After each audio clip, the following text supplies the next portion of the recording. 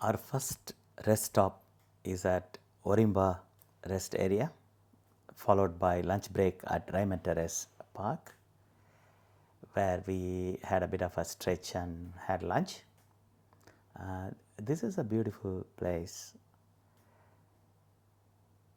and some shelters and toilet facilities are there, which is very nice. So, yeah, we could drive to Gloucester, where we stayed at the holiday park, where the camp is set up, and a couple of other families accompanied us. They stayed in cabins. So this is the walking area near the holiday park. And then next day morning we set out to Cobark Lookout. This is marked not so correctly in Google Map, so you need to watch out for it. It's a little further than where it is marked in Google Map. It's a gravel road, but you need to have just a good set of tires to get through it. Two-wheel drives can do it, even though it's a bit rough on the body. Take it easy and drive slow. This is the honeysuckle walk. It's an easy 1 kilometer walk, but the slope is a bit gentle slope, but just keeps going down, and then you have to climb up to come back. So it's not steep by no means, yeah, by any means. So we did this walk, and internally you can see that being a national park, it's nothing is disturbed. Any tree that has fallen down is left as it is, and if it has fallen down across the walkway, they just cut that little piece that is obstructing the walkway and leave it on the sides. And a lot of life dwells on these dead trees. And this tree, just to show you the width of it there. And then we drove to the next destination, and it's a whole day trip that we keep driving on this gravel road. There are many stops where you can park the car, have a rest, and as well as a short walk. And of course, it's hiker's paradise, this place, and days of walking is possible if you camp around this area and carry a backpack with tent and other stuff, especially water. But we didn't do any of that. We just did mainly sightseeing and a little bit of walk. That's it. This is the Thunderbolts Lookout. The walk is not far away from the car park. It's a huge national park where I'm not sure about the year, somewhere around 1985, a small Cessna plane that fell down here that disappeared and is yet to be found. So the 5 people are resting in peace somewhere in these mountains. This World Heritage listed national park. Then we drove to Pole Blue camping area, set up lunch for this day, and of course this is a swamp where we had a little bit of walk. It takes about an hour to complete this walk. The plants here absorb moisture and release it slowly, so that there is a small stream of water that flows through that swamp. Hence, water is continuously available throughout the year. You can see many wild horses in this area. I have seen it in the past few trips that we made, but this time we didn't see. And definitely you can see their dumpings everywhere. Yeah, so pretty nice place. If the weather is good, you can walk around this place. It's pretty even ground as well. It's not ups and downs. and this the first If you do all this, you will is be very, very happy. man-made, like trees and stuff, and then they stopped logging, so it's preserved as it is pretty much inside. The light doesn't come in. So all right, after this we visited Pole Blue waterfalls, which is natural spring, not rainwater. It's a bit not so difficult walk, not so long as well, just quite a short walk, but it's a little bit steep. So if it can be done, it's fantastic view from up here. I have seen people very close in the falls and take bath.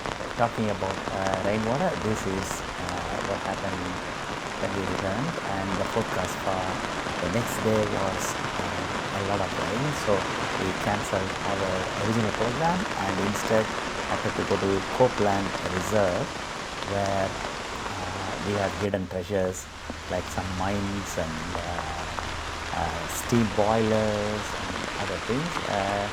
We didn't join the paid walking group. It's guided and people will take you around and explain everything, but we did it all ourselves. Obviously on that day rain was threatening, so no canoeing was done on the day. That was, of course, I regret that not taking any time here. It was fantastic. It can be done a little bit steep, in some sections even a bit hard. And the following day we visited Gloucester Falls. It's an interesting trip in the sense that you need to do 6 water crossings.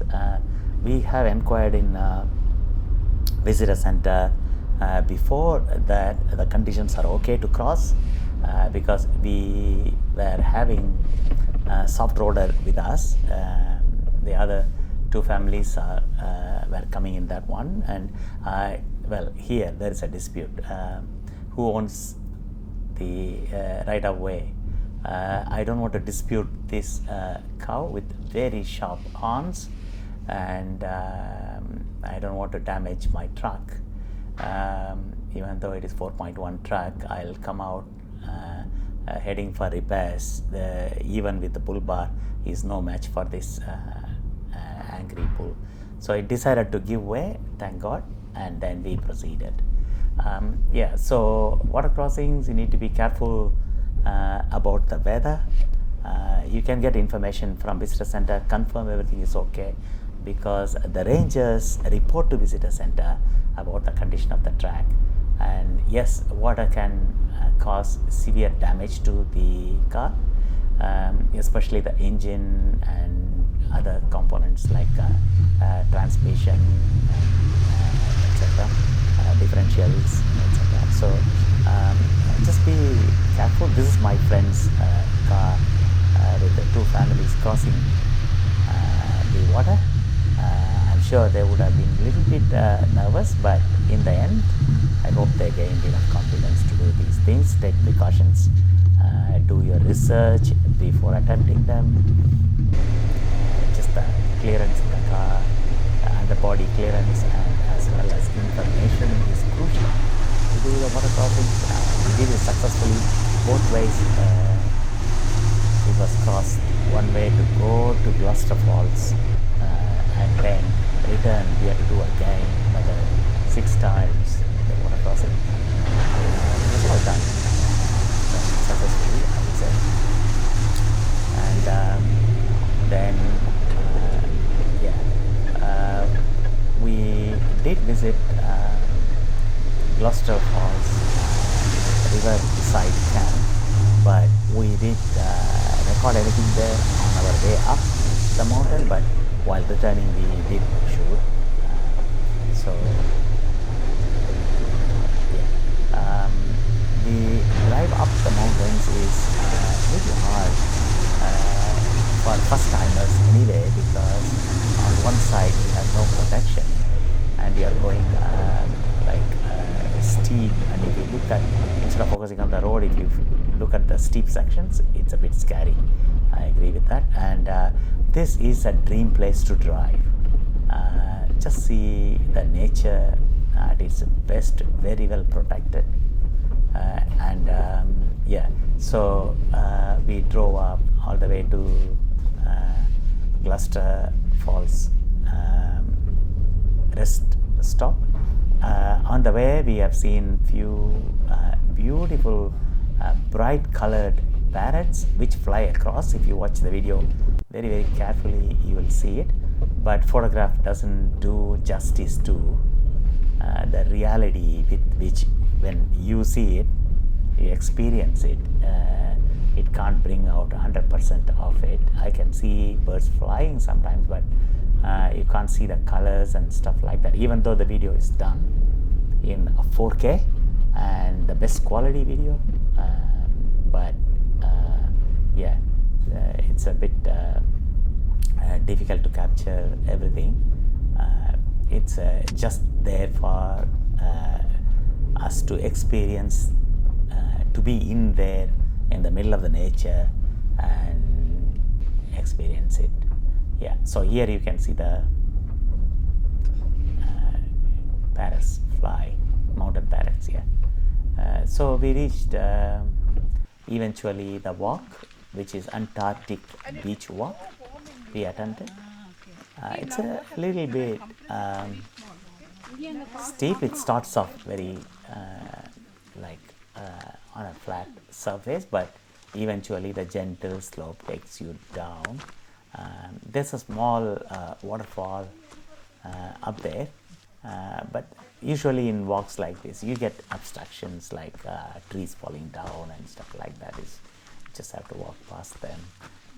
National Park Services don't look at it probably every single day and or a few days. Eventually they get cleared. They can't take it away, they'll just put it on the side for other lives to use it. So here, just to give you an idea about the walk is absolutely stunning. If you reach this far, as I said earlier, the camera doesn't do the justice, and it's absolutely fantastic to be in the middle of this. It's another topic why they call it Antarctic Beach Walk, but yeah, you can see that the plants and all these things are different. The environment is totally different from what we see in general. So yeah, coming back is not as easy as going down, but yeah, so you can, if you can manage, you have stunning views. And this is the Andrew Laurie lookout, Gloucester Falls walk. This is the lookout. You can go to lookout and walk back to the car park. If you have mobility problem, you don't have to do the track that we are about to embark on, and that is a little bit steep on one side. Just need to be careful, and when it rains it makes it a little bit more slippery and difficult. Need to be cautious, don't step on the tree roots or rocks which can slide and fall in the middle of nowhere. There is no signal. And this Gloucester River was running by the side of it. Makes it interesting.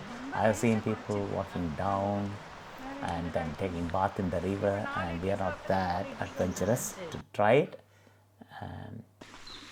Yeah, so this walk, yeah, many people do that. In summer it's usually crowded, to say the least, and in this time, I don't know, maybe because of the rain, we had the walk to ourselves, well, almost.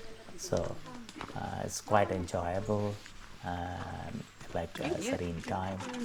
Here it is, the lunch getting made, and it was a bit of rain, so we managed to do that. And then on the way back we visited Gloucester River Camp, which is owned by National Parks. We can record. On their website, you can book them. It's not very expensive, but from here you can drive to Gloucester Falls, walk, and do. There are 3 walks there, and there are many more longer walks, but you can do them from here. We stayed 5 days here with our 4-wheel drive club, and we explored the top of the mountain, bottom side, and as well as the middle, which is Gloucester Falls side. So it's pretty good. The following day we visited Chichester Dam, which is of course stunning to look at, and so everyone becomes busy shooting photos and videos, but it's very nice to spend a bit of quiet time here. We had lunch here, and then we headed off to Ladies Well. It's a natural spring, island river coming out of the mountains before it reaches any town or getting polluted. It was a very crystal clear water. Had a bit of swim in that river, and then we headed to Newcastle, and then from there is freeway out of the airport. Special thank you to all the participants. Kumari and Murugesan sir, and then Ambika and Shiva sir for putting in so much of effort into this trip. It's not easy, we understand, to be driving in these areas for the first time. But we got used to it because it's our 4th trip. So, but still, we quite enjoyed it as much as we did the first time, and every consecutive trips. So it was a fantastic trip. I encourage everyone to do this trip, and then if you have any doubt or anything like that, please shoot out a message to me. I've got all the data, GPS coordinates and information to share. I wish many of our friends visit this place and enjoy as much as we did. That is the intention anyway. Thank you.